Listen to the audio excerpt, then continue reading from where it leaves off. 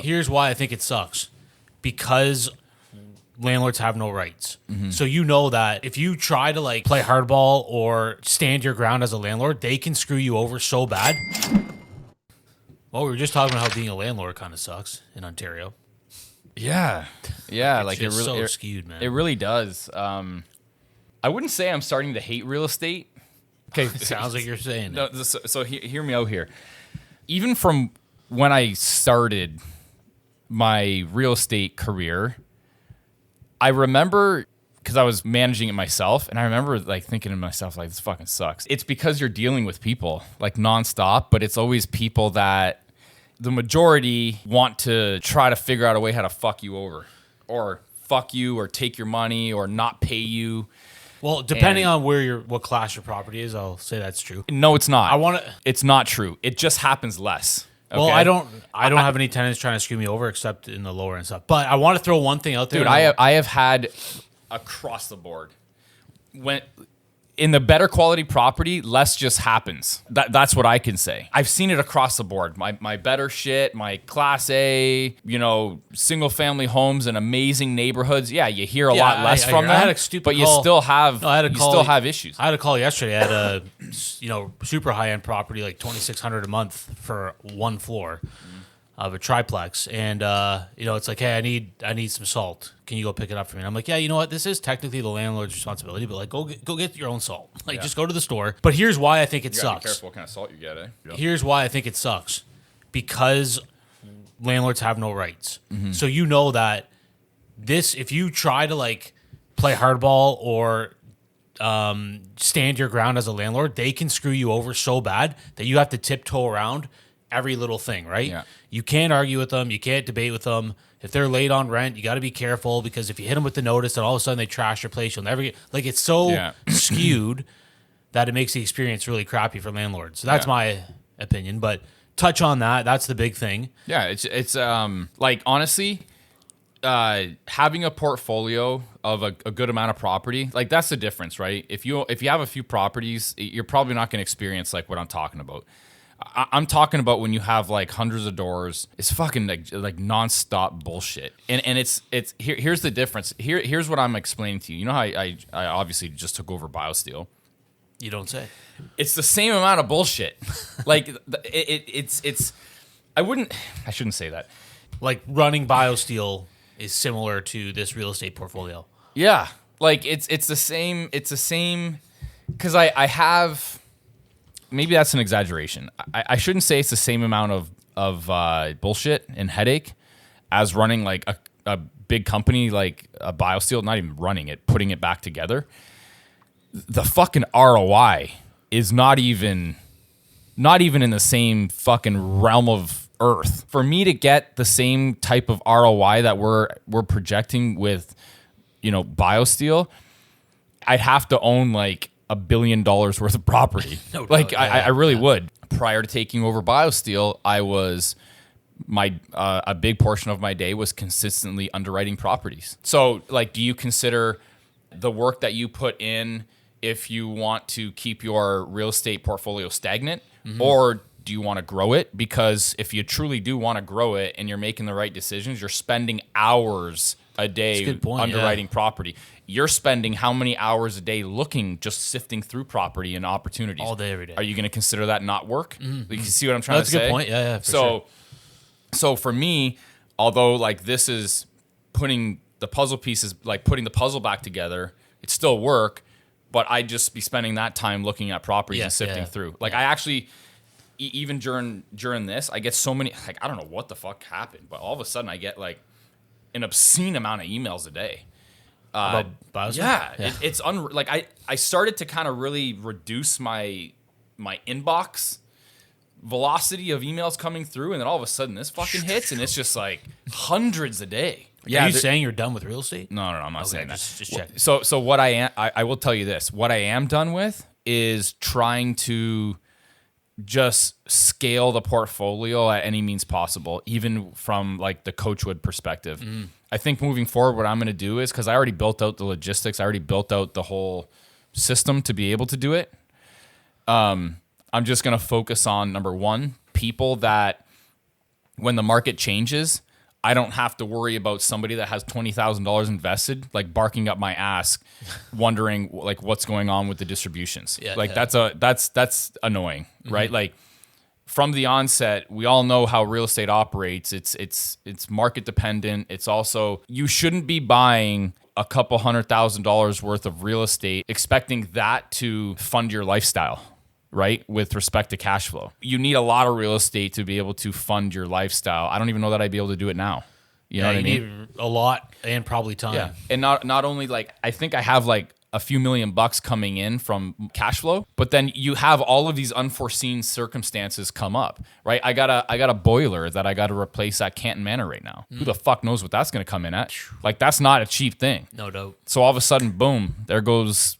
Who knows how much, reserves, right? Yeah. Exactly. So, and then you've got all of these weird unforeseen expenses, right? Like you're talking about tenants trashing your place or tenants not paying your rent. Yep. Like what happens to your cash flow on one property? So say your cash flow, say you've negative. say you've got $100 or $200 worth of positive cash flow a month. Your tenant not even trashes the place.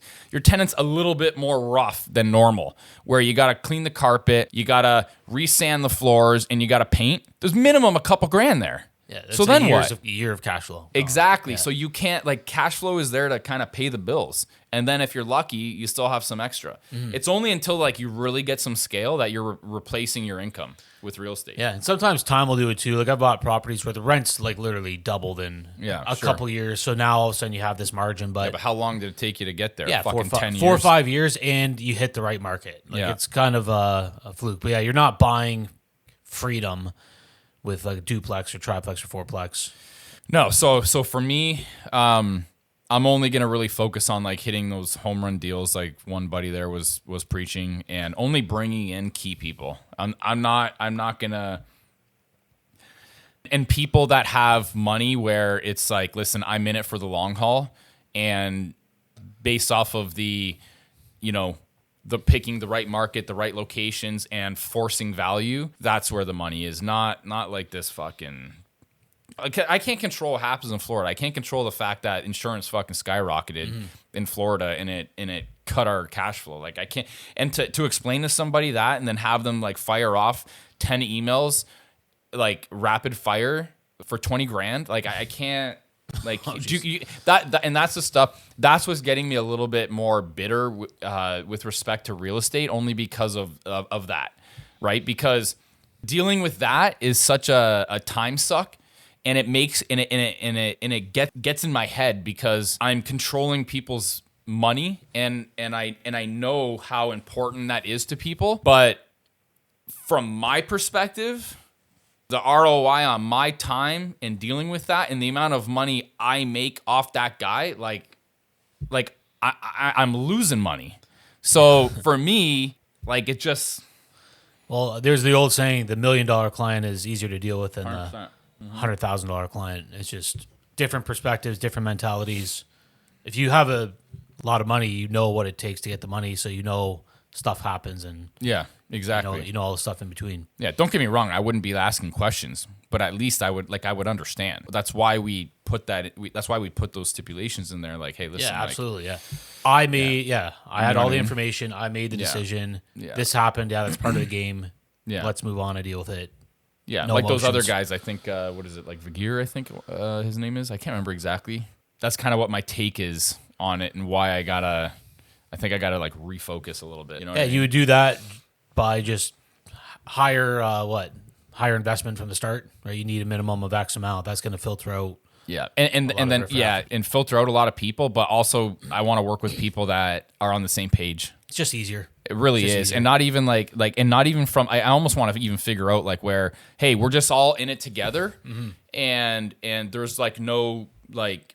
Maybe we do even like a smaller cut at the end, just because, obviously I need to pay myself back, or maybe even a smaller cut and like a little bit of cash flow so that we can pay people to actually like run the business aspect of things.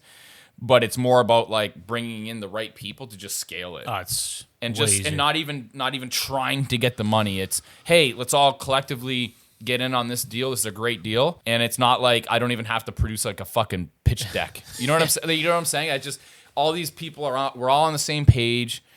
We all understand real estate. That's it. You know? Yeah, I had some smaller stuff. Me and a builder that's focusing on building like ADUs and multi-units and up to 10 units, that type of thing.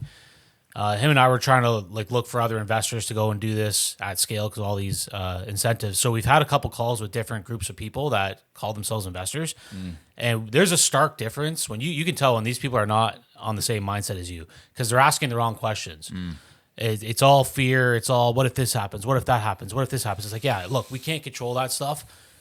We don't have the same mindset. And you hop on a call with some other people and their mindset is just way bigger. And they're like, okay, they're asking the right question. They're asking the big picture questions. What's the 20-year vision? What's the cash flow over 20 years? Where do we see the market going?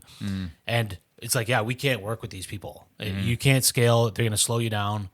You need the right mindset. So totally see what you're saying. And there's a lot of appetite for Coachwood still. Yeah. Like there's people messaging me all the time. Hey, what's going on in the U.S.? What's going on in the U.S.? Rates are 8%. We can't find any deals, right? Yeah. More or less. The U.S. is like it's just a like fucking BioSteel just taking my time right now.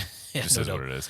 Yeah, hopefully. I mean, I'm sure it'll get easier as you get this. 100%.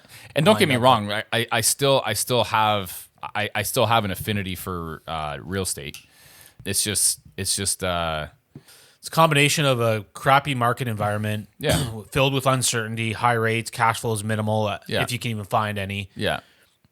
Like, what are you gonna do? Right? Yeah, like for me to hit a home run, like it's a value add play.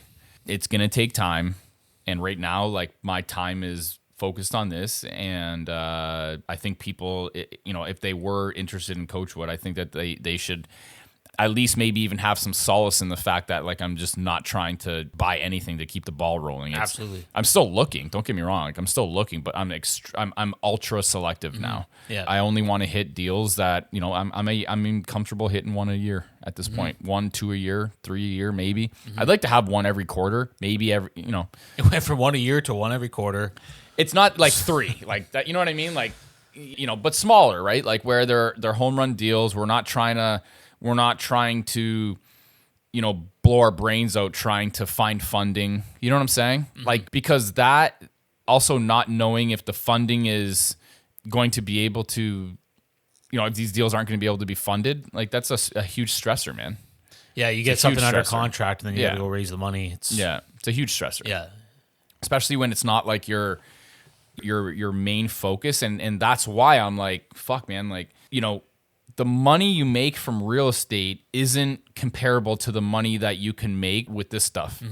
And for me to focus a lot of my energy on that, it was being focused on that because I didn't have anything else. And Canadian Protein was running super smooth. Like, dude, listen, like Costco just came to us with a $40 million deal.